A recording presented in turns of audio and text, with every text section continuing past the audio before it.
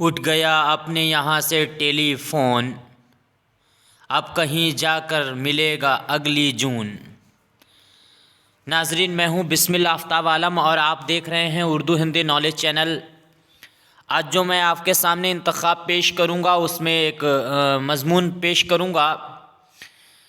یہ مضمون جو ہے وہ اردو کے مشہور مزاح نگار ہیں پطرس بخاری، ان پہ ہے، اور اس مضمون میں جو ہے میں بات کروں گا پطرس بخاری کا جو تعارف ہے اس پہ، اس کے علاوہ ان کا جو ادبی خدمات ہیں، ان کی جو تحریریں ہیں ان پہ بات کروں گا، ان کا جو اسلوبیات ہے اسلوب ہے اس پہ بات کروں گا۔ یہ مضمون اس لیے میں آپ کے سامنے پیش کرتا ہوں کیونکہ GIC لیکچرار کا فائنل ایگزام لگا ہوا ہے اور اس میں پطرس بخاری کو شامل کیا گیا ہے۔ پطرس بخاری پہ اگر مضمون لکھنے کے لیے آتا ہے، چونکہ وہ ایگزام جو ہے وہ فائنل ایگزام ریٹن ہوگا، آپ کو مضمون لکھنے ہوں گے اردو میں اور ہندی میں ریٹن ہوگا، تو اس لیے آپ کو مضمون لکھنا اگر پڑا پطرس بخاری پہ تو آپ بہت آرام سے لکھ سکتے ہیں۔ اس کے علاوہ اگر آپ اردو UGC نیٹ کا سلیبس دیکھیں تو اس میں بھی پطرس بخاری کو شامل کیا گیا ہے۔ تو آئیے جانتے ہیں ان کا تعارف اور مضمون دیکھتے ہیں کیا ہے۔ پطرس بخاری 1 اکتوبر 1898 کو پشاور پاکستان میں پیدا ہوئے۔ یاد رکھنا 1898 میں ہی اسی سال میں سر سید احمد خان جو تھے ان کا انتقال ہوا تھا۔ تو پطرس بخاری کے والد جو ہیں وہ سید اسد اللہ شاہ بخاری پشاور کے ایک مصروف وکیل خواجہ کمال الدین کے منشی تھے۔ جب پطرس بخاری پیدا ہوئے اس وقت پاکستان اور ہندوستان ایک ہی ملک تھا۔ بٹوارہ بعد میں ہوا ہے، سن 1947 کے بعد بٹوارہ ہوا ہے۔ پطرس بخاری نے اس زمانے کے رواج اور خاندانی روایت کی پاسداری کرتے ہوئے پطرس بخاری کو گھر پر ناظرہ قرآن پاک پڑھایا گیا۔ کہنے کا مطلب پہلے قرآن پاک گھر پہ پڑھائی جاتی تھی، ناظرہ پڑھایا جاتا تھا، وہی اسی طرح سے اسی روایت کو چلاتے ہوئے پطرس بخاری نے بھی قرآن مکمل کیا، اور اس کے علاوہ فارسی کی تعلیم ضروری خیال کی جاتی ہے۔ اسی لیے جو ہے فصوت المصادر کے ذریعے پطرس بخاری نے فارسی زبان کی باقاعدہ طور پر قواعد کی تعلیم حاصل کی تھی، اور ثقافتی بنیادی فراہم کرنے کے لیے بعد میں انہوں نے کیا کیا، ان کے والد نے جو ہے پطرس بخاری کو آنے والے دور کے تقاضوں کو بھانپتے ہوئے دوستوں اور خیر خواہوں کے اعتراضات کی پرواہ نہ کرتے ہوئے پطرس بخاری کو انگریزی تعلیم کے لیے مشن اسکول پشاور میں داخلہ کرا دیا۔ بہت ہی آرام سے میں پڑھ رہا ہوں، آپ سمجھ رہے ہیں، سمجھانے کی کوئی ضرورت نہیں۔ یہ ایک چیز یاد رکھنا، پطرس بخاری کا دوسرا نام جو ہے پیر احمد شاہ بھی ہے۔ کہیں پیر احمد شاہ بھی ان کا نام لکھا جاتا ہے، تو یاد رکھنا یہ پطرس بخاری کی ہی بات ہو رہی ہے۔ اب کیا ہوا، مشن اسکول جو ہے اس میں داخل ہوتے ہی انہوں نے انگریزی نظمیں زبانی یاد کرنا شروع کر دیں۔ انگریزی پوئم جو ہے، انگریزی کی جو پوئٹری ہے اس کو یوں ہی یاد کر لیا، اور یہ کوئی بہت خاص بات نہیں، کیونکہ انگریزی ایسی زبان ہے جو بچپن میں پڑھائی جاتی ہے، چھوٹے اسکولوں میں اس میں رٹاتے ہی ہیں، آج بھی رٹایا جاتا ہے، میں نے بھی رٹی ہیں اور بہت سبھی نے رٹی ہوں گی، رٹا دی جاتی ہیں، وہ سمجھاتے نہیں ہیں مطلب۔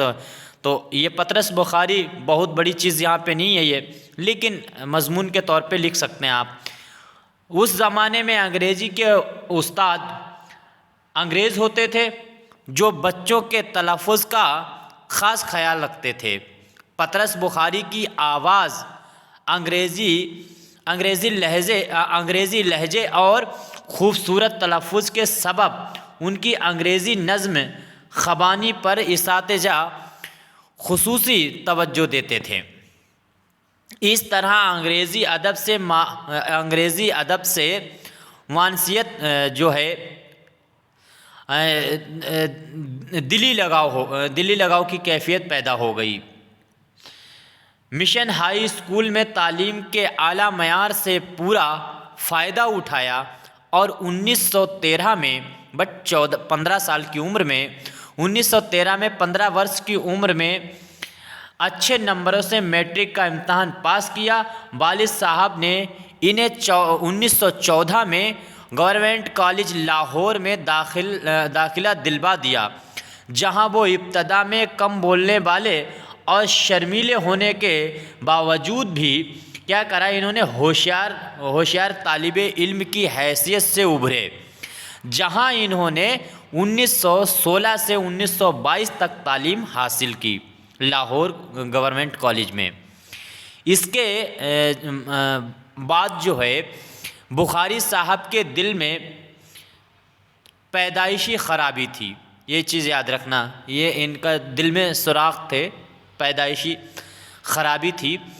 عمر کے ساتھ ساتھ دیگر بیماریاں بھی روز بڑھتی گئیں، دل کے دورے بار بار پڑنے لگے، وہ اکثر بے ہوش ہو جاتے تھے، کمزوری بڑھتی گئی، مگر دفتر جانا نہ چھوڑا۔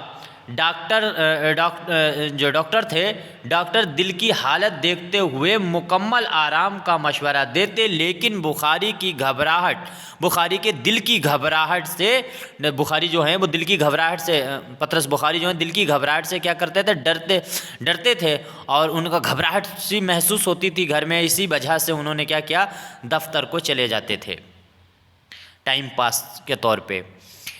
ڈاکٹروں نے انہیں بستر پر آرام کرنے کا مشورہ دیا تھا، لیکن 4 دسمبر 1958 کو 60 سال کی عمر میں 1958 کو ڈاکٹروں کے مشوروں کو پسے پشت ڈال کر انہوں نے کیا کیا،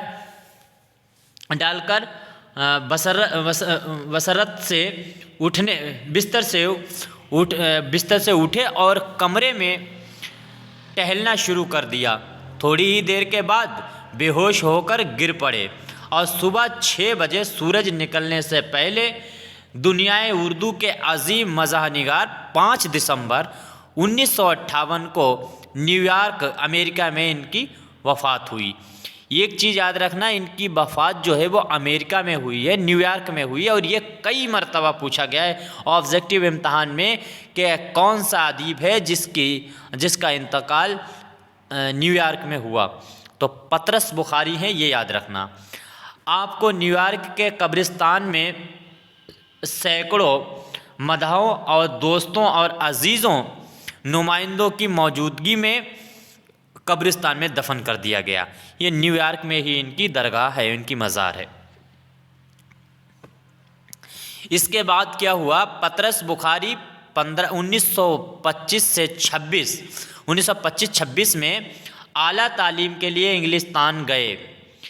یاد رکھنا ان کی تعلیم جو ہے وہ اس کے آگے کی جو شروع کی تعلیم تھی وہ کہاں، انگلستان میں۔ یہ جو میں نے حصہ ان کے انتقال کا بتایا اس کو بعد میں شامل کر لینا آپ لکھتے ٹائم پہ، اور چاہے یوں ہی لکھ دینا یا پھر بعد میں اس والے حصے کے پیراگراف کے بعد شامل کر لینا۔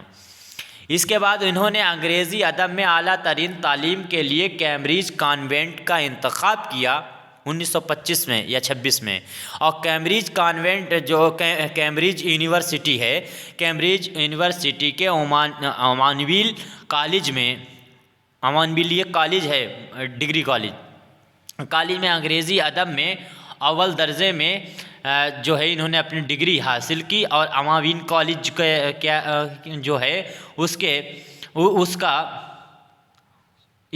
جو ہے اسکالر منتخب ہوئے۔ پہلے جو اچھے نمبر لاتا تھا اسٹوڈنٹ، آج بھی ہے، اس کو الگ سے اسکالرشپ ملتی تھی، پیسہ ملتا تھا، وظیفہ ملتا تھا، وہی ان کو حاصل ہوا۔ اور وہ پطرس بخاری جو ہیں وہ جنوبی ایشیا کے دوسرے طالب علم تھے جس نے انگریزی ادب میں اول درجے میں ڈگری حاصل کی۔ اس کے بعد پطرس بخاری نے 1951 سے 1954 3 سال تک اقوام متحدہ پاکستان کے پہلے مستقل جو ہیں مندوب کی حیثیت سے خدمات انجام دی ہیں۔ 2003 میں یہ پاکستان میں جو ہیں پیدا ہوئے تھے، پاکستان میں رہے بھی، پاکستان میں ان کی ابھی بھی بہت اہمیت ہے۔ اردو ادب میں تو ہے ہی، جہاں بھی اردو ادب پڑھا جاتا ہے اور اردو ادب کو جاننے والے ہیں تو پطرس بخاری کو سبھی جانتے ہیں، لیکن ان کا الگ سے ہی مقام پاکستان جیسے ملک میں ہے۔ اور 2003 میں حکومت پاکستان نے پطرس بخاری کی ادبی جو ہے ثقافتی اور تعلیمی، سفارتی اور خدمات کے سلسلے میں حلال امتیاز کے اعزاز سے نوازا۔ یہ ان کو پاکستان کا ایوارڈ ہے وہ ملا ہے۔ اس کے علاوہ پاکستان پوسٹ ڈپارٹمنٹ جو ہے، ڈاک خانہ جس کو کہتے ہیں، پوسٹ ڈپارٹمنٹ نے 1 اکتوبر 1998، کہنے کا مطلب یہ پیدا ہوئے تھے اس کے پورے 100 سال بعد، 98 میں پطرس بخاری کی ادبی ثقافتی خدمات کے سلسلے میں آپ کے 100 سالہ، ہاں وہی بات ہے، 100 سالہ جلسہ منایا، جشن منایا۔ پیدائش کی یادگار کے موقع پر 5 روپے کا ٹکٹ جاری کیا پاکستان نے۔ اس کے بعد انہوں نے کیا کیا، پطرس بخاری جو ہیں، پطرس بخاری نے اپنی ادبی زندگی کا باقاعدہ آغاز تنقیدی مضامین لکھ کر کیا۔ پطرس بخاری نے قلمی نام سے سب سے پہلے رسالہ کہکشاں کے ایک سلسلہ مضامین یونانی حکمہ اور ان کے خیالات کے لیے استعمال کیا۔ انہوں نے اپنا جو ان کا قلمی نام ہے وہی پیر احمد شاہ، اس نام سے انہوں نے سب سے پہلے پاکستان کا رسالہ ہے کہکشاں، وہاں سے لکھنا شروع کیا تھا، اور کیا کیا ان کے خیالات استعمال کیا۔ اور بخاری کی تحریریں پطرس کے نام سے اپنے زمانے کے رسائل و جرائد میں شائع ہوتی تھیں۔ ان کی پیشتر تحریریں کارواں، کہکشاں، مخزن، روی اور نرنگ خیال میں اشاعت پذیر ہوئیں۔ یہ نرنگ خیال جو ہے یہ بھی رسالہ ہے، مخزن ہے، روی ہے اور کہکشاں، یہ سبھی رسالے ہیں۔ ان میں ان کی جو تصانیف اور جو مضامین لکھتے تھے وہ شامل ہوتے تھے۔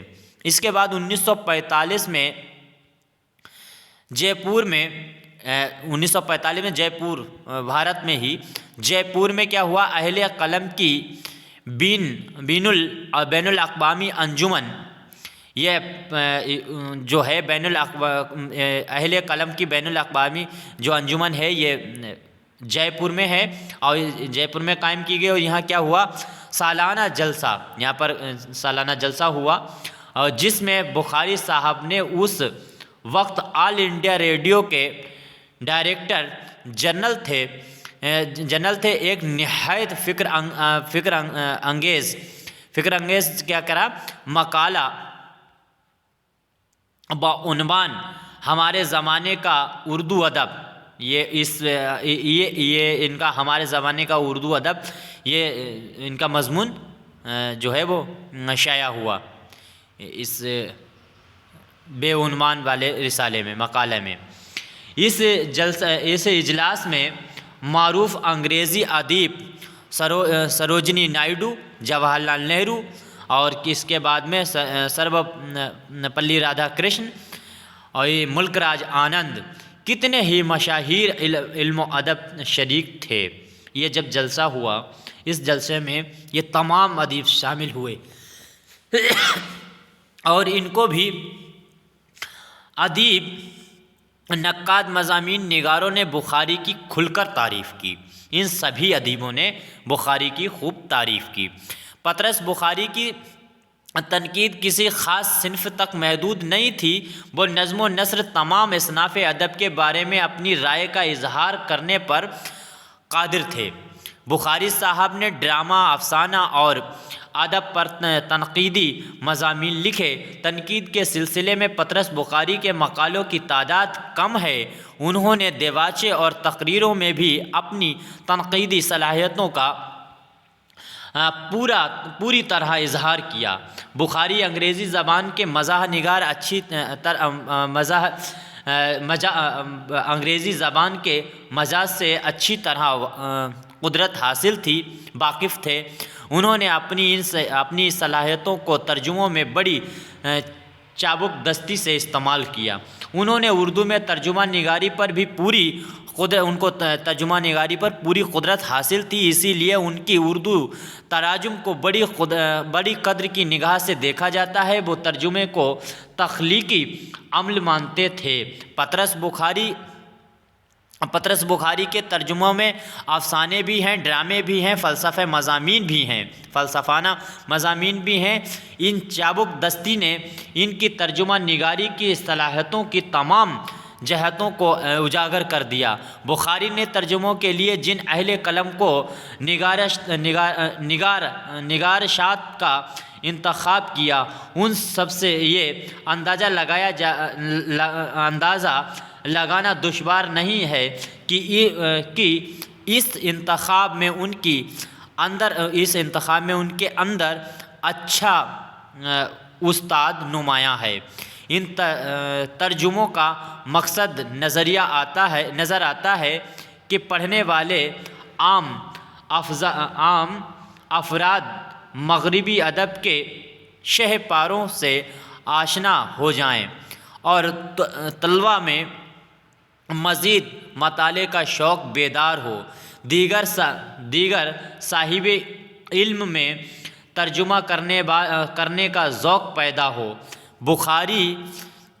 بخاری کی ان کوششوں سے اردو میں روز افزوں ترجموں کے دور کا آغاز ہوا۔ بخاری صاحب نے مندرجہ انگریزی تصانیف کو اردو کا جامہ پہنایا۔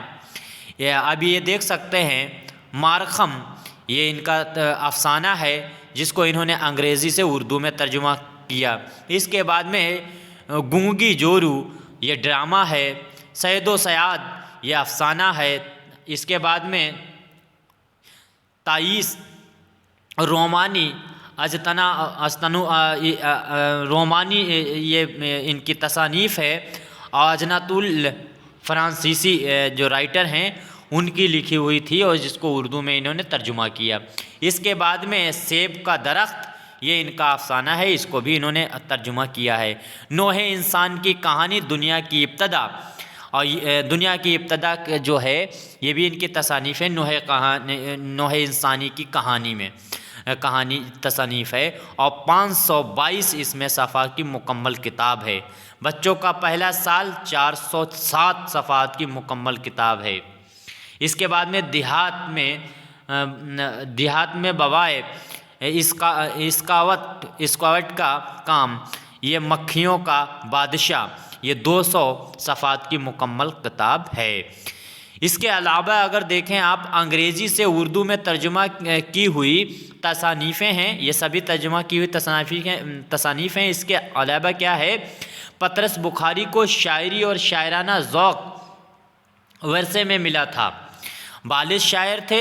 گورنمنٹ کالج لاہور میں مشاعروں کی صدارت پطرس بخاری کی ذمہ داری تھی، یعنی پطرس بخاری یہ ذمہ داری سے نبھاتے تھے۔ اور ذمہ داری ان کی کیا تھی کہ یہ جو لاہور گورنمنٹ کالج ہے اس میں جو مشاعرے ہوتے تھے اس کی صدارت جو تھی وہ پطرس بخاری کرتے تھے۔ اور صوفی غلام مصطفیٰ تبسم کے بیان کے مطابق کالج کے مشاعروں میں وہ نہ صرف صدارت کرتے بلکہ داد سخن بھی دیتے اور خود بھی شعر سناتے۔ بخاری نے سنجیدگی سے نہیں، محض تفریح کے لیے کبھی کبھی شعر کہے ہیں۔ اس میں نظمیں اور غزلیں دونوں شامل ہیں۔ بچوں کے لیے بھی مختصر اور خوبصورت نظمیں نقوش کے پطرس نمبر میں شامل ہیں۔ انہوں نے فارسی زبان میں بھی شعر کہے ہیں۔ پطرس بخاری کا ایک شعر ملاحظہ ہو، ابھی میں نے جو سب سے شروع میں شعر سنایا تھا وہ پطرس بخاری کا ہی شعر تھا۔ اٹھ گیا اپنے یہاں سے ٹیلی فون، اب کہیں جا کر ملے گا اگلی جون، یہ انہی کا شعر ہے۔ اس کے بعد میں شاعری کے علاوہ پطرس بخاری نے ڈرامے سے وابستگی اور تھیٹر کی چاٹ نے پطرس بخاری کی تقریباً ہر تحریر میں افسانوی انداز پیدا کر دیا ہے۔ ان کے تواضعات مضامین میں افسانہ ہر جگہ نمایاں ہے۔ ایک بڑا مزاح نگار ہونے کے لیے ایک بڑی شخصیت بھی درکار ہوتی ہے، اور پطرس بخاری جو ہیں بلا شبہ ایک عظیم شخصیت کے مالک تھے۔ وہ بڑے اور اہم سرکاری عہدوں پر فائز رہے، اور ان عہدوں کی گوناگوں مصروفیات کی وجہ سے انہیں بہت کم فرصت ملتی وہ ادبی خدمات کی طرف توجہ دیتے، یعنی جو وقت ملتا تھا اس وقت میں ہی ادبی خدمات کی طرف توجہ دیتے تھے۔ اگرچہ انہوں نے بہت کم لکھا ہے، لیکن جو بھی لکھا وہ خوب لکھا اور بلند مرتبہ ہے۔ ان کی تحریروں میں خالص ادبی مزاح کے بہترین نمونے ہیں۔ قاری کی ہنس مزاح کے بیدار کرنے کی چھوٹی چھوٹی باتوں سے ظرافت کی کلیاں کھلاتے چلے جاتے ہیں۔ ان کے یہاں جو ہے طنز کی گہرائی کہیں نظر نہیں آتی، وہ صرف گدگداتے اور چٹکیاں لیتے ہنساتے ہیں۔ یہی ان کی مزاح نگاری کی خصوصیات ہیں۔ پطرس بخاری نے مزاح نگاری میں ظرافت پیدا کرنے کے لیے کھوجی حاجی بغلول اور چچا چھمن جیسے کئی مزاح کردار تخلیق نہیں کیے، لیکن انسانی سیریت میں جہاں بھی انہوں نے کوئی کمزوری محسوس کی اس کی گرفت کی ہے، اور مزاح انداز میں اس کا خاکہ اڑایا ہے۔ وہ کسی کردار کی خامیوں کا مزاحیہ رنگ میں صرف اجاگر کرتے ہیں کہ پڑھنے والے کے لیے لطف کا سامان مہیا کراتے ہیں، لیکن اس میں بھی ہمدردانہ انداز پایا جاتا ہے۔ مرید پور کا پیر یہ مضمون ہے پطرس بخاری کا۔ جب لیڈر تقریر کرنے کھڑا ہوتا ہے، اس مضمون میں انہوں نے لکھا ہے، لیڈر تقریر کرنے کھڑا ہوتا ہے اور پرچہ گم جانے کی وجہ سے تقریر نہیں کر پاتا تو پطرس بخاری کا مضحکہ اڑانے کی بجائے اس سے ہمدردی کرنے لگتے ہیں۔ پطرس بخاری مذاق میں کام کی بات کہہ جاتے ہیں، چاہے لاہور کا جغرافیہ ہو، یہ بھی مضامین ہے، یہ جو ہے ان کا لکھا ہوا پطرس بخاری کا لاہور کا جغرافیہ مضمون ہے، یا اس کے سوا اور کوئی مزاحیہ مضامین ہو۔ ہر مضامین میں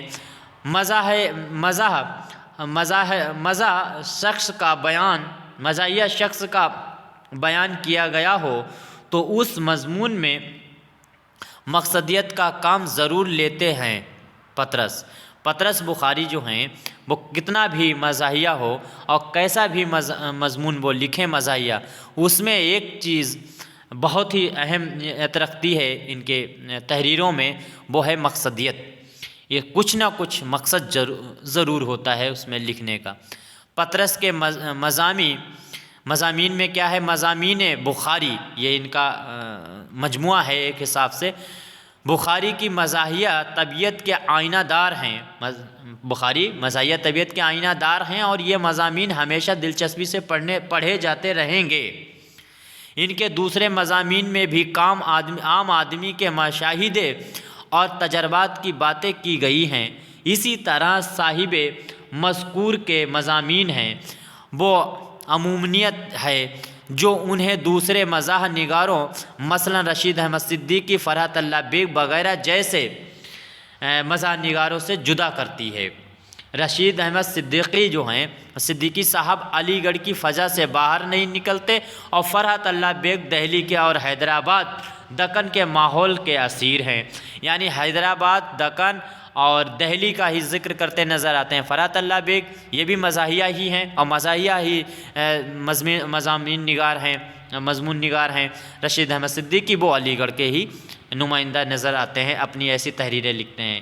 اسی لیے ان کا مزاح عام آدمی اور خاص آدمی سبھی کے لیے دلچسپی اور خوش دلی کی چیز ہے۔ کس کا؟